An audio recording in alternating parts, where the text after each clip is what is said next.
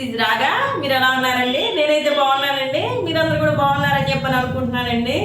అయితే అండి first time ఎవరైతే నా ఛానల్ చూస్తారో ప్లీజ్ సబ్స్క్రైబ్ చేసుకోండి, షేర్ చేయండి, లైక్ చేయండి. పక్కనే బెల్ ఐకాన్ ఉంటుందండి, దాన్ని క్లిక్ చేయండి. అప్పుడండి నేను ఏ వీడియో పెట్టినా సరే మీ దాకా నోటిఫికేషన్స్ అనేవి వస్తాయండి.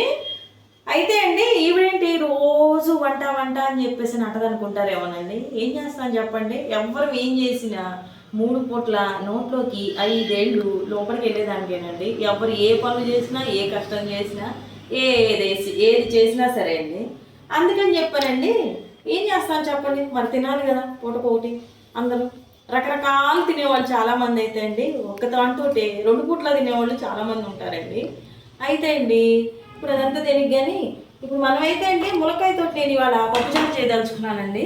అది చూడండి, ముందుగా ములక్కాయ ముక్కలు అయితే తీసుకున్నానండి. దానికి కావాల్సిన పదార్థాలు ఇక్కడ ఉన్నాయి, చూసేయండి, మీరే చూసేయండి.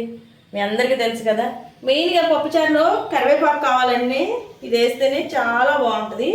పప్పు అయితే అండి ఉడకబెట్టి పక్కన పెట్టేసి ఉంచుకున్నాను కాబట్టి నేనైతే కుక్కర్లో చేసేస్తానండి. ఎందుకంటే వెజిటేబుల్స్ అన్నీ బాగా కుక్ అవుతాయి, ఒక విజిల్తో అయిపోద్ది తొందరగా, ఫాస్ట్గా అయిపోద్ది పొద్దున్నే చేయాలంటే. అందుకని చెప్పేసి నేనైతే కుక్కర్లో చేసేస్తానండి. రండి ములక్కాయ సాంబార్, ములక్కాయ పప్పు. ముందుగా కూరగాయల్ని ముక్కలు కోసుకుందామండి. మరీ సన్నగా ఏం అవసరం లేదు, ఉల్లిపాయలు ఇలా కోసేసుకుంటే చాలు.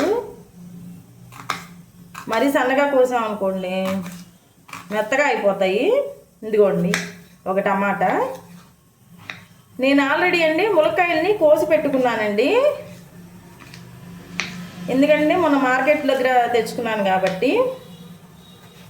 ఇదిగోండి వంకాయ, పాడైపోయింది ఫ్రెండ్స్, తీసేద్దాం దీన్ని.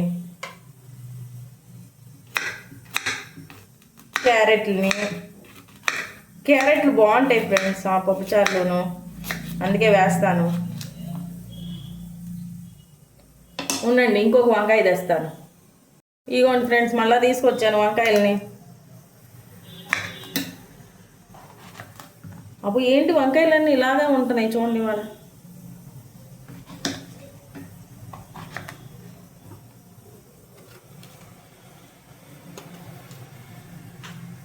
ఒక్కోసారి వంకాయల్లో పుచ్చులు ఎక్కువగా వస్తాయి ఫ్రెండ్స్, చూసి వేసుకోండి.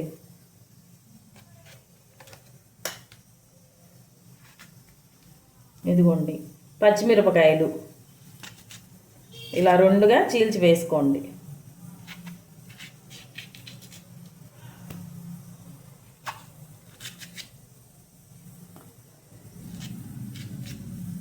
చూసారా?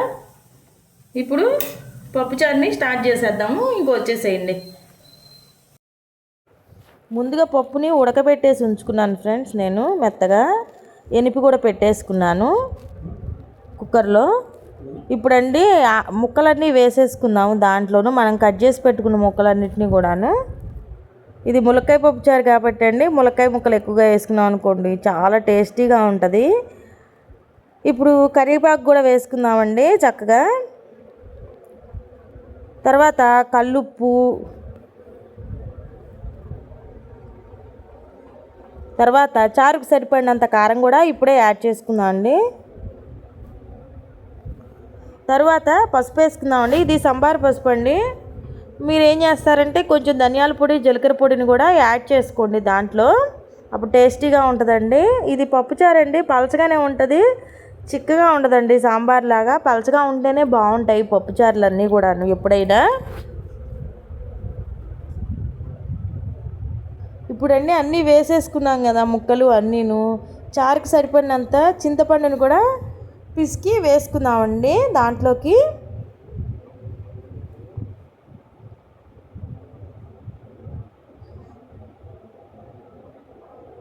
అదిగోండి ఫ్రెండ్స్, నేనైతే అండి చింతపండుని 1-2 సార్లు కడిగేసి నానబెట్టుకొని ఉంచుకుంటానండి. తర్వాత చారుకి ఎంత చింతపండు అయితే సరిపోద్దో తీసుకొని మనం దాన్ని పిసుక్కొని వేసుకోవాలండి. చాలామంది అండి చింతపండుని పక్కన పేస్ట్ చేసి ఉంచుకుంటారండి, నాకైతే అలా నచ్చదండి. ఫ్రెండ్స్ కొత్తిమీర కూడా వేసుకున్నాం ఇప్పుడు, బాగా వేస్తేనే చాలా బాగుంటుంది టేస్టీగా. చిన్న బెల్లం గడ్డ వేసేసి ఒక్కసారి కలబెట్టేసేసి మూత పెట్టేసుకున్నాము. ఒక్క విజిల్ చాలు ఫ్రెండ్స్, ఎక్కువేం అవసరం లేదు.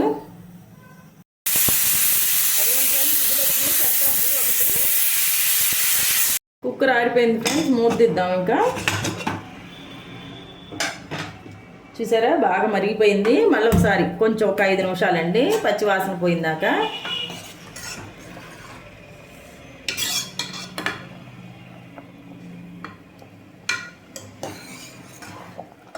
ఒక 5 నిమిషాలు మరగబెడదామండి, పచ్చి వాసన పోయిందాకా.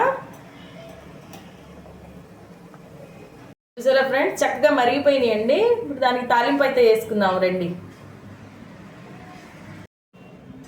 బాండీ పెట్టుకొని కొంచెం నూనె వేసుకుందామండి తాలింపుకి.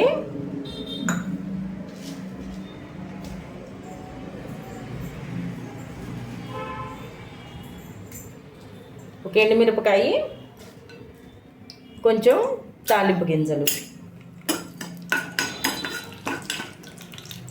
వేగిందండి. చిన్నులపై రెబ్బలు వేద్దాము.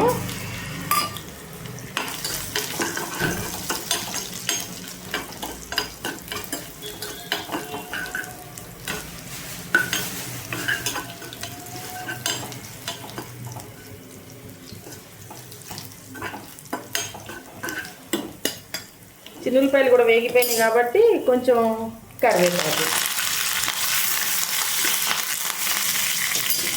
తర్వాత కొంచెం చారు కూడా వేసేద్దాం దాంట్లోనే. చూసారా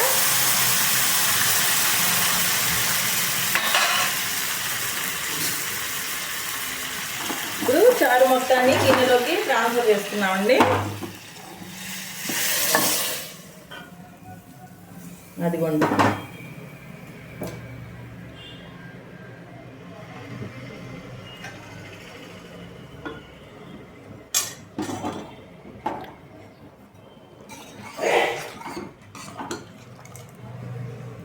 ఒక నిమిషం కాగితే సరిపోతుంది మనకి.